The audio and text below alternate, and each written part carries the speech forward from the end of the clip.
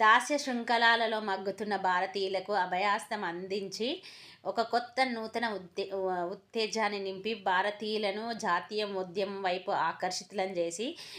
British వారి గుండెల్లో సింహస్వప్నమై నిలిచిన లీడర్, స్వాతంత్ర్య పోరాటంలో అసమాన ప్రతిభ కనబర్చిన ద లెజెండరీ లీడర్ బర్త్ యానివర్సరీని పరక్రమ దివాస్గా ప్రకటించింది గవర్నమెంట్ ఆఫ్ ఇండియా. భారత స్వాతంత్రోద్యమంలో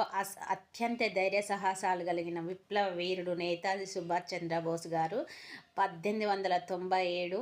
జనవరి 23న కటక్లో జన్మించాడు. వీళ్ళు బెంగాల్కి సంబంధించిన వారు. అయితే తను ఐసీఎస్ ఉత్తీర్ణత సాధించిన తర్వాత బ్రిటిష్ వారిలో దగ్గర అసలు ఊడిగం చేయాల్సిన అవసరం ఏముంది, అసలు జాతీయ కాంగ్రెస్కు 2 సార్లు అధ్యక్షుడు అయిన తర్వాత గాంధీతో సిద్ధాంతపరమైన విభేదాలతో అసలు బోస్ కాంగ్రెస్ నుండి బయటకు వచ్చి ఫార్వర్డ్ బ్లాక్ ఆఫ్ ఇండియా అనే పార్టీని కూడా స్థాపించాడన్నమాట. అయితే గాంధీ యొక్క అహింస మార్గం ద్వారా స్వాతంత్రాన్ని త్వరగా పొందలేమని, సాయుధ పోరాటం ద్వారానే బ్రిటిష్ వాళ్ళని అణిచివేసి మనం స్వాతంత్రం పొందవచ్చని, సాయుధ పోరాటం ద్వారా బ్రిటిష్ వారిని ఇండియా నుంచి తరలికొట్టచ్చని ఆజాద్ హింద్ ఫౌజ్ లేదా ఇండియన్ నేషనల్ ఆర్మీని స్థాపించి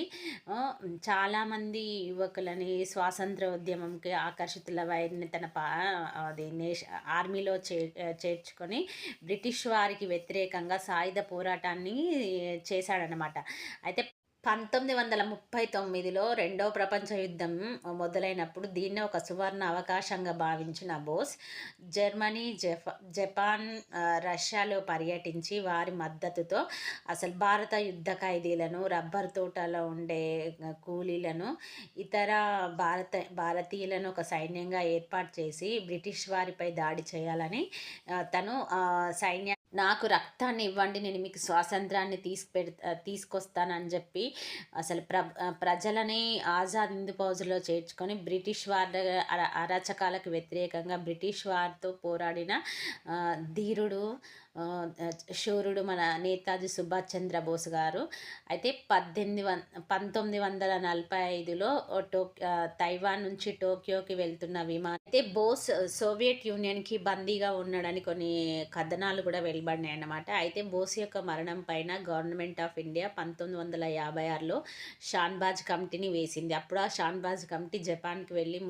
బోస్ మరణ వార్త పైన విచారణ చేస్తే అప్పుడు మనకు